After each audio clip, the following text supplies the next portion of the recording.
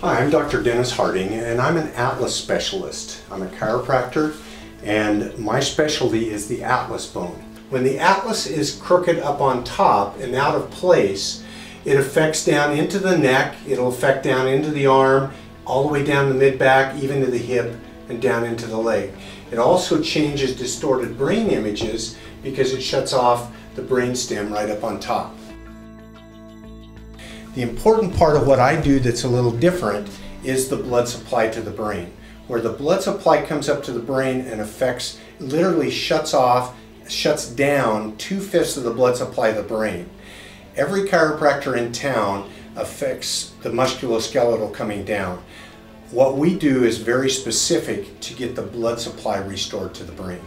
We're very unique in that way. This is a 12.5 pound bowling ball, and the average skull is 9 to 15 pounds.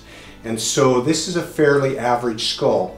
And so imagine that bowling ball sitting right in that tiny little cup of that Atlas bone. So the Atlas itself weighs about 2 ounces, and the bowling ball that sits on top of it is between 9 and 15 pounds.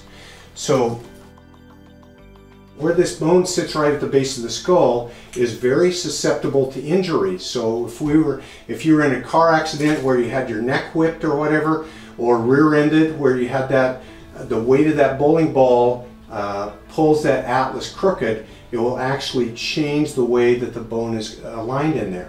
So my specialty is correcting the alignment of that vertebra.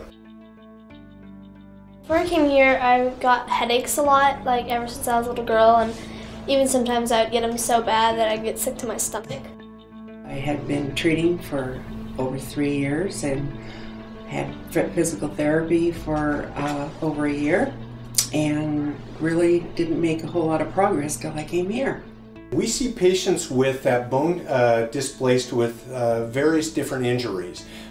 Everything from a difficult birth trauma to young boys playing football. We're seeing a lot more cheerleading accidents where they fall, they're not being caught correctly, all the way from motorcycle accidents, obviously car accidents where it gets, the top of the skull gets whipped, and it changes that relationship.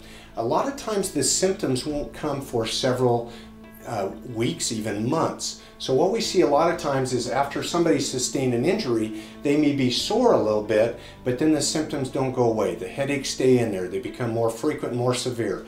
The neck pain comes in here. The blood supply to the brain, partial blood supply to the brain, comes up through each one of the holes in the neck bones up, and it does 4 90-degree bends, hooks around a little curve right there, and then goes up into the brain. That part of the brain, right up in the very top, that bone, when it's crooked, shuts off blood to the brain, as we talked about, and is the major cause of dizziness. About 96% of all dizziness, nausea, lightheadedness, even energy loss, more pain, eye movement, emotional stuff. Brain fog, one of our big complaints with patients is brain fog when this bone is crooked for a long time. It affects neurological control of the heart, the lungs. There's one new research article about high blood pressure being affected by this bone being crooked.